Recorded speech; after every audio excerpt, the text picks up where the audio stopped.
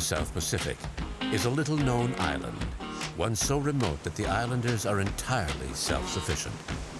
It's called Anuta, and after months of preparation, we set sail from the main cluster of the Solomon Islands towards this elusive destination. It's one of the smallest inhabited islands on Earth, just half a mile in diameter. It's tiny, but with a population of 300, Anuta has one of the highest population densities on the planet, about the same as Bangladesh. Anutans have no choice but to live in harmony with nature. They've developed ways of exploiting the natural resources in their environment that can be an inspiration to all of us. This volcanic island is part of the Solomon Island archipelago, yet is so geographically remote that travel to any of the other islands is difficult. A boat may stop in as infrequently as few times a year, but the schedule varies, so islanders cannot rely on it to bring in supplies. From Honiara, the capital of the Solomon Islands, it's a 5 or 6 day sail in good conditions, which gives us time to finalize our preparations. Anthropologist Richard Feinberg is traveling with us. Dr. Feinberg is the world's expert on this island people. He knows them well and has learned their language. I first went to Anuta in 1972 to collect data for a doctoral dissertation at the University of Chicago. I lived there for about a year. I was looking for a relatively unacculturated place, a place where people's way of life, their way of thinking, their way of relating to one another was very different from anything that we would experience in the United States, Canada, Europe. Giving gifts to the chiefs and the clans is customary. Our presents include fish hooks, fishing line, knives, and school supplies. Only 3 groups have ever been allowed to film on the island, and we are fully aware of the heavy responsibility we bear. It's reassuring to have Dr. Feinberg with us. His knowledge and invaluable advice will guide the crew in preparing for this historic encounter. When we get to Anuta, chances are there will be 1 or more canoes coming out to the ship. It may also be that there are a number of people who swim out to the ship. And we will probably have some sort of formal greeting ceremony with the 2 chiefs. They will be seated on a ceremonial mat, and we will be asked to crawl on our hands and knees up to where the 2 chiefs are sitting. We then press our nose to the knee of the senior chief, one at a time. The chief will probably take his hand then and put it underneath your chin and lift your face so that it's even with his, and then you press your nose to the chief's nose. The chief will lift your head out of a sense of noblesse oblige. Well, you're almost there. Yeah. Yes, I'm looking forward to it.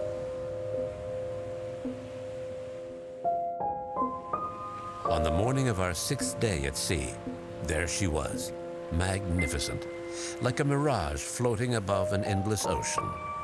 Anuta. There's a canoe approaching. Is Rick awake? Yes. Okay.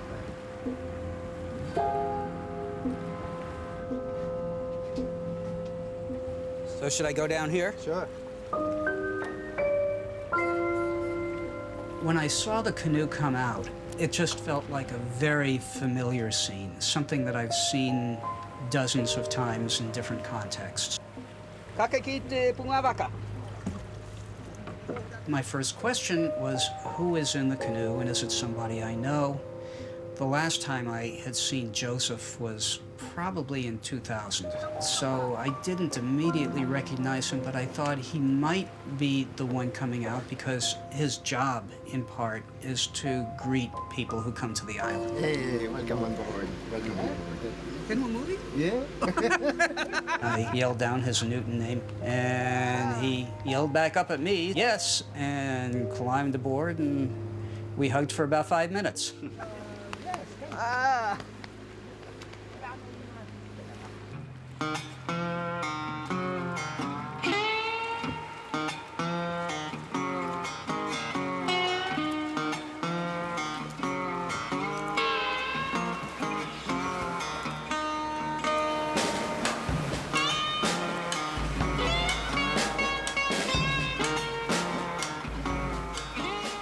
ashore in one of their traditional canoes.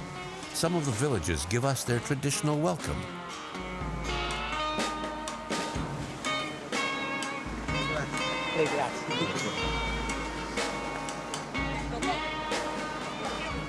The people who are not part of the Western world, who are living in the present time, are not living fossils. They're not representatives of what people were like centuries ago, and we're not stepping back in time. They're very much part of today's world, but they're a different part from what most people with access to televisions have the opportunity to observe. They have children who go to school. They do recognize the value of money. They do recognize the value of modern medicine. They're concerned with travel and adventure and many of the same kinds of things that people in our part of the world are concerned about.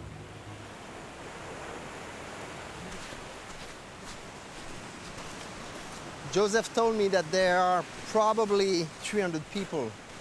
The population is a serious issue here. Yeah. When I was first on Anuta, there were only about 150 people living on the island. So in 2 generations, the population has doubled. Which is a lot for, you know, a small island like this. That's with right, limited yes. resources. And even in 2000, when I was here, people were not complaining about the resources, but it was just getting crowded to the point where people were a bit concerned about their privacy, which I found a little odd because privacy is much less of an issue in a place like this than it is in Canada or the US. But even people here were thinking that the place was getting too crowded.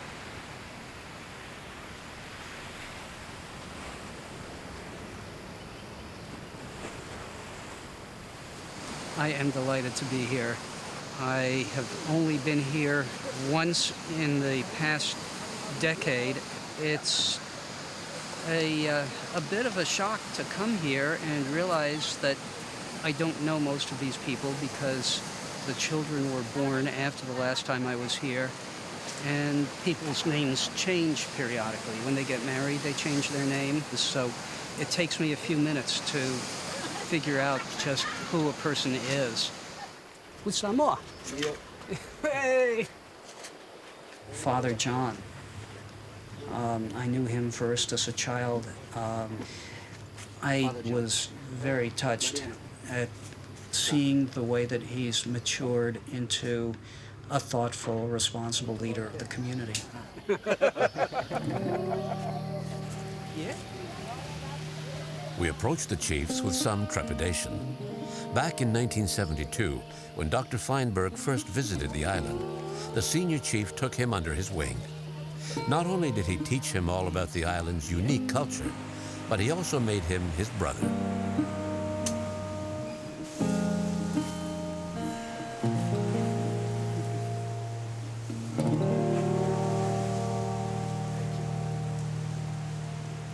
My first feeling was that my brother had aged a great deal since the last time I saw him. But he's just as sharp and thoughtful, just as much of a forceful presence as ever. I think that the bond between the two of us on a purely personal level has just continued to grow.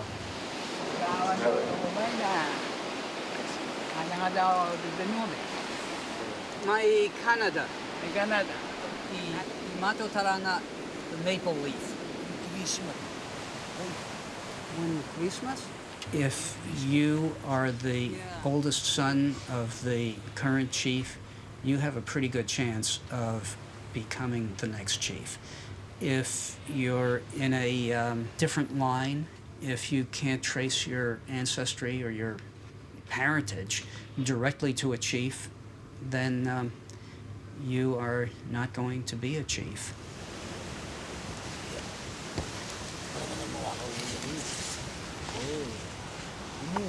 In terms of the social structure, there is really a surprising amount that has remained almost completely intact.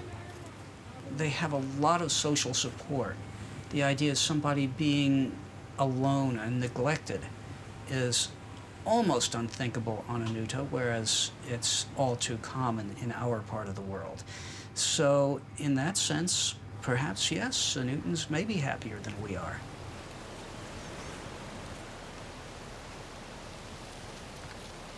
Joseph, an Anutan who has lived in the city and speaks English, will be our guide throughout our stay.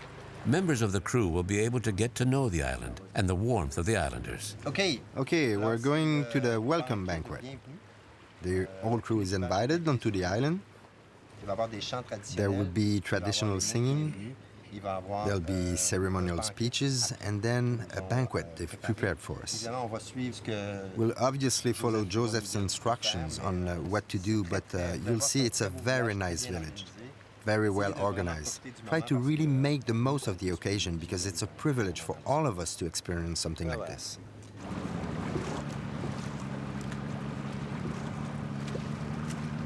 Anutans share a common value based on cooperation, sharing, and compassion for others. This philosophy, called Aropa, is a basic principle for Anutans. Here, traditions still play an important role, and they are handed down from generation to generation.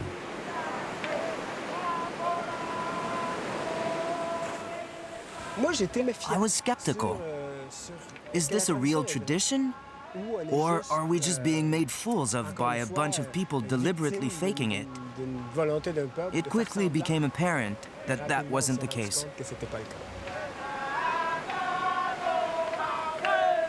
Happiness is a major value for Anutans. If you ask them why they do things in a particular way, why they perform certain customs, there are two stock answers that they give. One is because it's the ancient custom of our island. The other is to make us happy. It was a wonderful surprise. We all had a great time. We never expected such a warm welcome.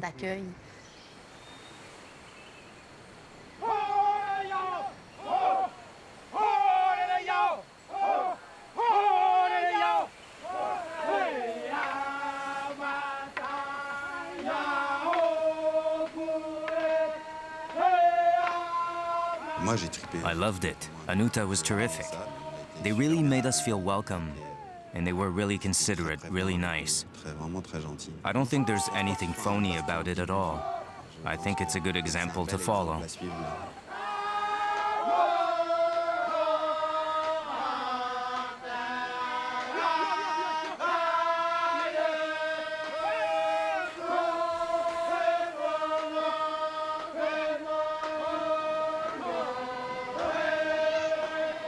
Following an age-old tradition, the 300 islanders came to greet us, one by one. This close contact greeting, called piquita, is a kind of nose kiss that allows you to penetrate the other person's bubble. Though unable to communicate with words, we felt a human warmth that went straight to our hearts.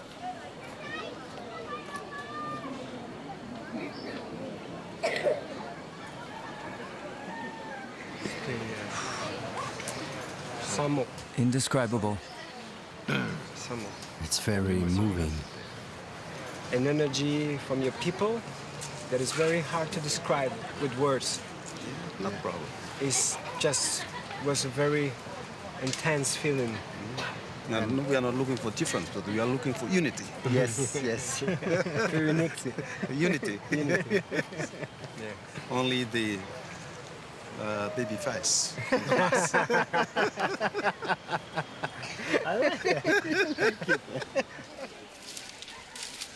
C'est très difficile de mettre des mots. It's hard to put into words because it's so moving, intensely emotional. Bouleversé. I'm still caught up in it. I think the best word, when we approached, as soon as they started to sing, there was really, it was as if all barriers fell away, and there was just this experience. And I said to myself, just let it go and take it all in. And I started to cry. I don't know how many times we've heard that it's a privilege to be here, but I truly feel privileged. Truly. It's true, I like this way of greeting. You fully get who the person is. You're in contact with both the physical being and the psychic entity. But at the same time, they're very respectful. Nice to see you.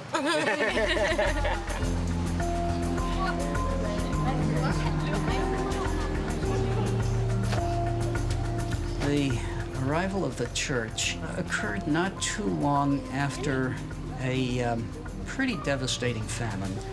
And when something like that happens, people start to question the efficacy of the old religion. The church preaches love and support. Love thy neighbor as thyself.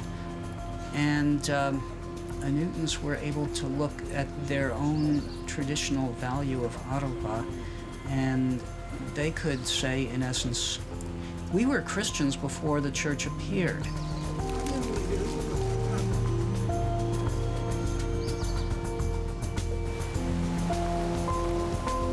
The chief invited us to his leaf house and agreed to speak of the past, about the time not so long ago when life here was very different. Koto tukutukunga ne lalei ne kovi itpenwane ke manatu.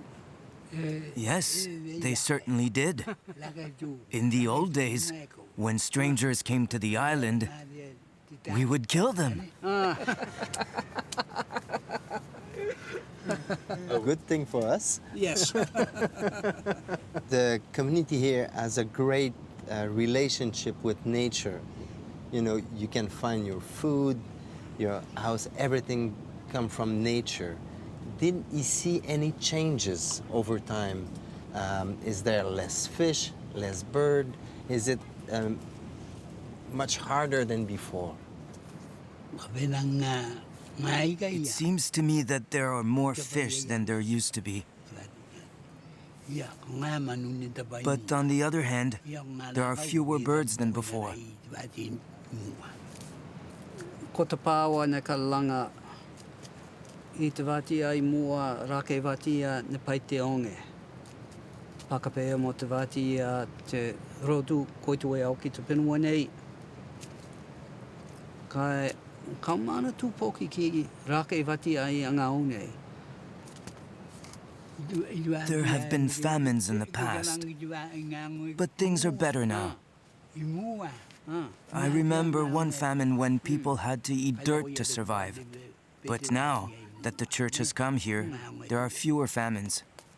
Our current God protects us better than the old one did. It's a very small island, and there's more and more people. Is he anxious about that? The population of the island is increasing, but we don't worry about it. We have to accept and love all those who wish to come here. What is the importance of nature for human?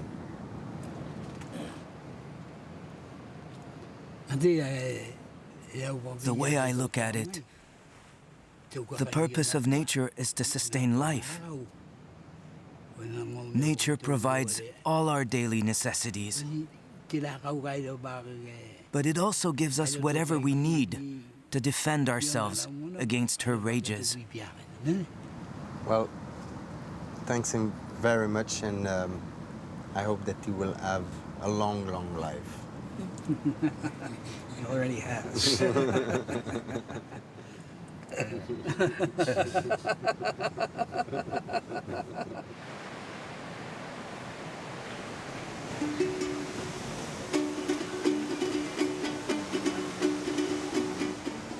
We spent time, lots of time, with islanders who quickly became friends.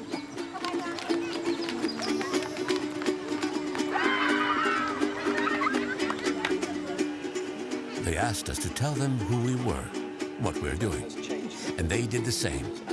In a world where barriers between individuals seem non-existent, Perhaps because of Europa, the life principle based on respect and compassion.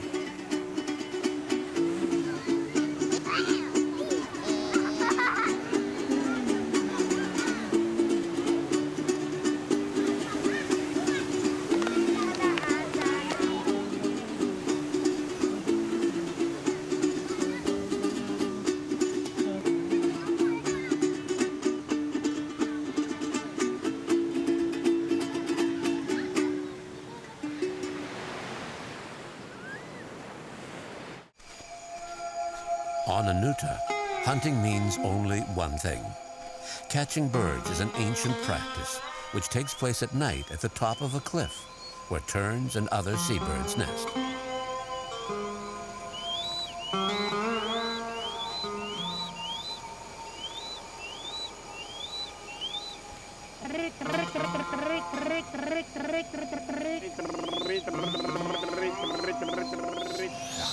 Every hunter has his own way of calling birds.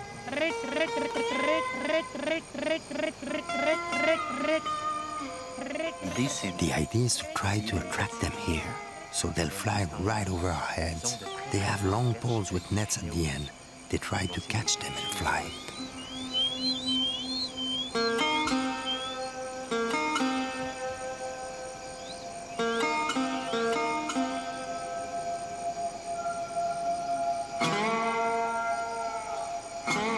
I think they're quite conscious of their relationship with the environment.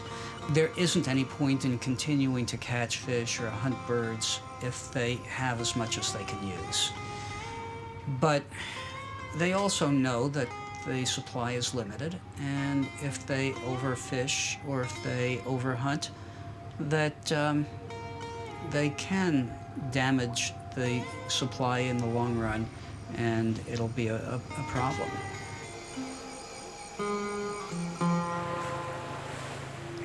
Fishing is the main activity on Anuta, and their survival depends on it. Anutans are remarkable swimmers, and their thorough knowledge of the coral reefs that encircle the island is impressive. Anuta is very remote, probably about as remote as any place you can find on Earth, and they are pretty much self-sufficient.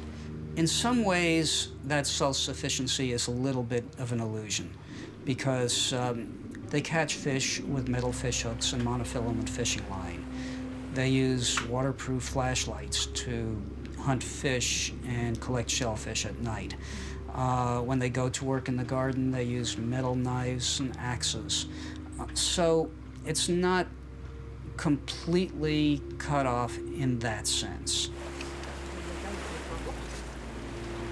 Food is incredibly important to the Anutans. Food is connected with the idea of life. We think of somebody dying when the person stops breathing, when the heart stops beating. The Anutans, at least traditionally, regarded the point of death as coming when the person could no longer eat.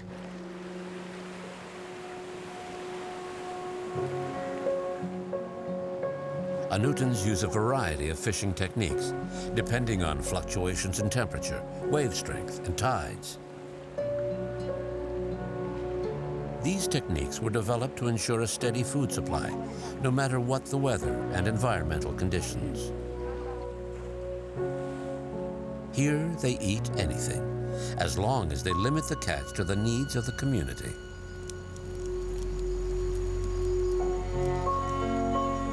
If the population grows too fast, the results could very well be disastrous. There has to be some way of controlling the resident population. Somehow, the population has to be kept in balance with what the environment has to provide.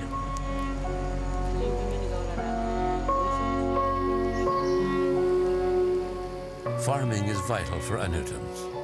At the top of the island, each extended family has a garden that provides the food needed to feed its members.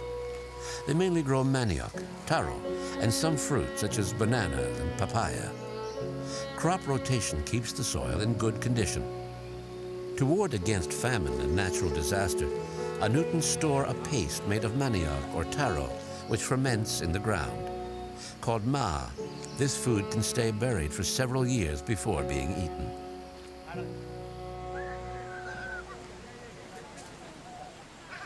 Anutans know the value of money, but they don't use it in their daily lives. However, they have set up a student association so that young people can go to school off-island. I live here and then I go over to Honiara. I go to school in the vocational school in Aftara. It's a technical school. I pick up a course as a mechanic, and then, yeah, I finished and then I work in Honiara. It's about 9 years.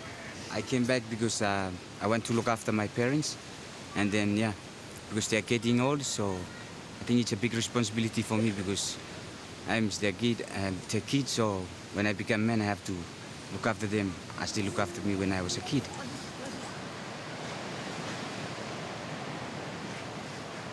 Life here is very different compared to town, to Honiara. Honiara is so much noisy, sometimes you don't know what will happen to you. Yeah, you don't know, there are lots of people and you don't know what they're in their mind, whether you are safe, really safe or not. But here, you feel safe because you know everybody. Here you understand all the people, huh? You receive everything free. You don't have to pay for your food, you just work for it. And you go anywhere you like without paying your transport and something like that.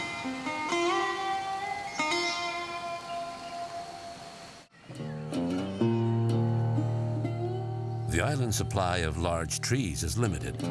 When a tree is felled to make a canoe, it becomes a full member of the extended family.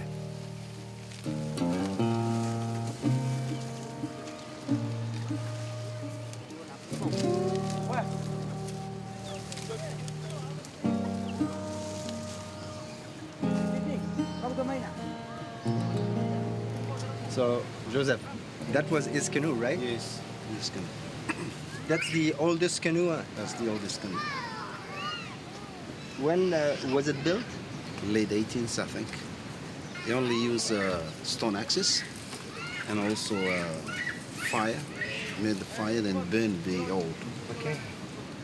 So that means that you took good care of it because, Yes. it's... We treat the canoe as a human being too, especially. Because that is the only way for us to go as far as Fatutaka by canoe. So this canoe was made from one single tree, right? Yes. This is over a century old, and it's still used for inter-island voyaging. I've never come across any place where canoes are kept this long or where people put this much effort into taking care of them. This is the only way for us to get fish from the sea. If a canoe is damaged to the point where it can't be repaired, they hold a funeral for the canoe, very much like the funeral that they would hold for a deceased relative.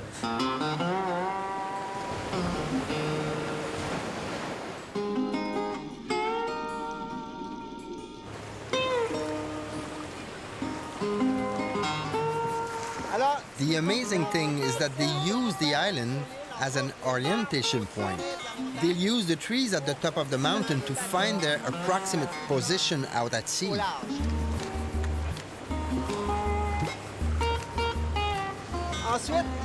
Then, one person jumps into the water to locate the reef exactly. Their fishing technique is very simple. They use fishing lines and hooks. And for bait, they mainly use pieces of octopus or squid. Simple, but so effective.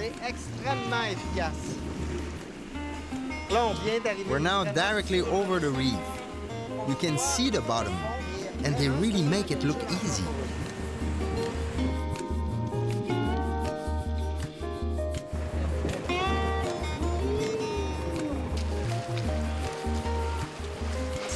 When you see the map they've drawn of the coral reef, you realize that this little island includes an area that's underwater. So for them, the island is not as small as it looks to us. It's surrounded by coral reef that they know very well, and the size of the island extends to encompass all of that. Anutans have mentally charted all the coral reefs and fishing zones in order to manage them sustainably. This vital knowledge, passed down through the generations, is at the heart of their survival.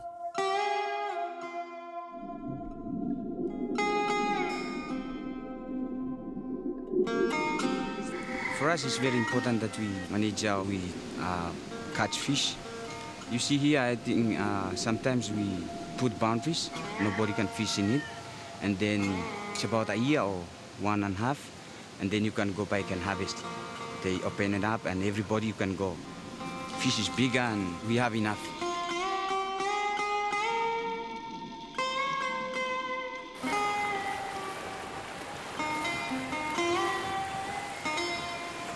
It's amazing to see how fast we can move under sail. It's impressive. Their isolation and enforced self-governance led naturally to sustainable development practices, essential to the survival of all the inhabitants of this ecosystem.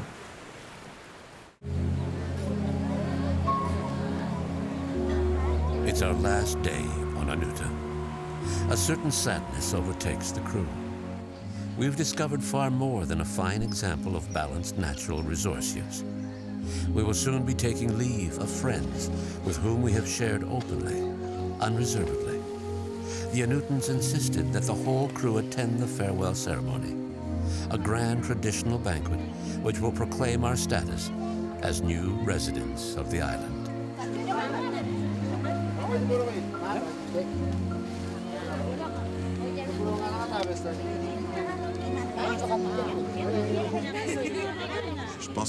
I think everyone was impressed at how warm and welcoming they were. It's not always the case on ships, but we proved we're a good team. Interested, curious, we were willing to try anything they offered us. Eager, in fact. The farewell ceremony was pretty intense, I'd say powerful. Something we'll remember for the rest of our lives. We were a bit worried at first because we didn't know what to expect. But they are an incredibly welcoming people, very open, and it's clear they love their island. Dressed in traditional garb, we start the farewell ceremony by a ceremonial tour of the entire island for a detailed look at our new home, bequeathed to those who have understood and accepted the unique way of life on Anuta.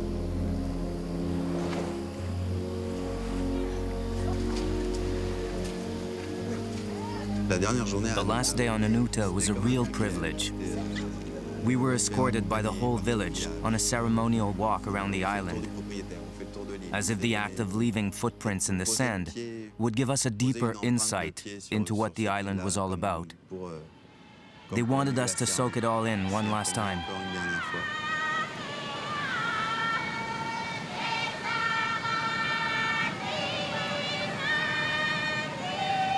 Our imprint will remain on the island and in the hearts of the islanders.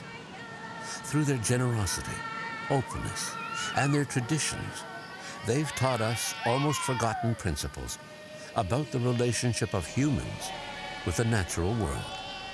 But above and beyond a harmonious relationship with the environment, we've seen and learned a great deal about basic human nature.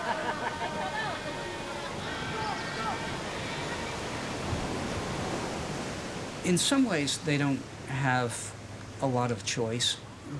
They can't snap their fingers and become people of New York or Chicago.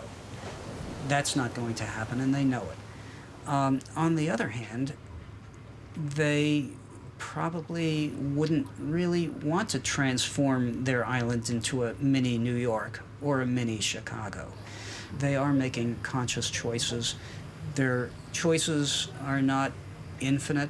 They know that they're constrained, but they also have made a decision that custom is important to them, and they want to try to hang on to it as much as they possibly can.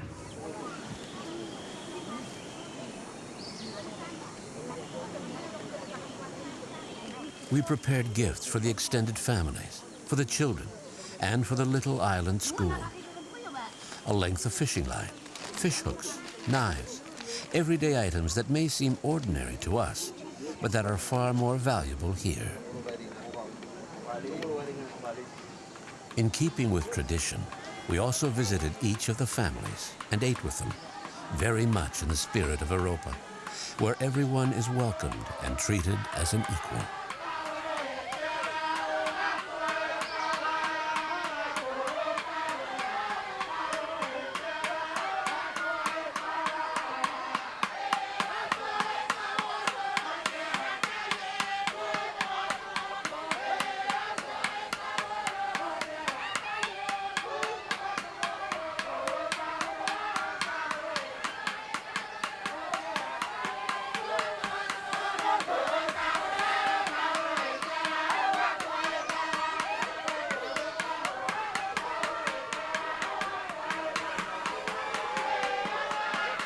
At the end of the parting feast, everyone joined in the dance.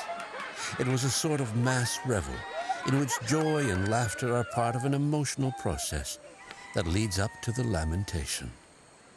Traditional belief holds that gathering to weep for loved ones in this way lets people release the pain and sorrow of parting.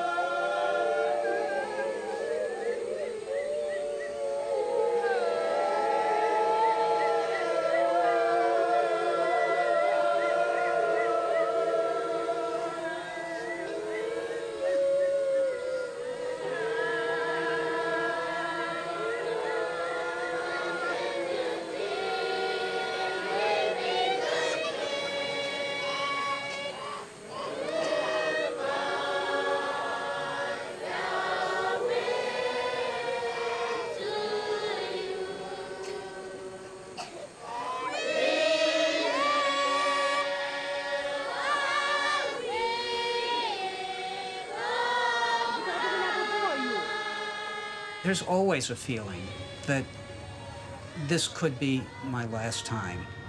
It's so hard to get to that you never know if you're going to be able to come back. And because of all of that, it's always an overwhelming emotional experience to arrive and then again to leave.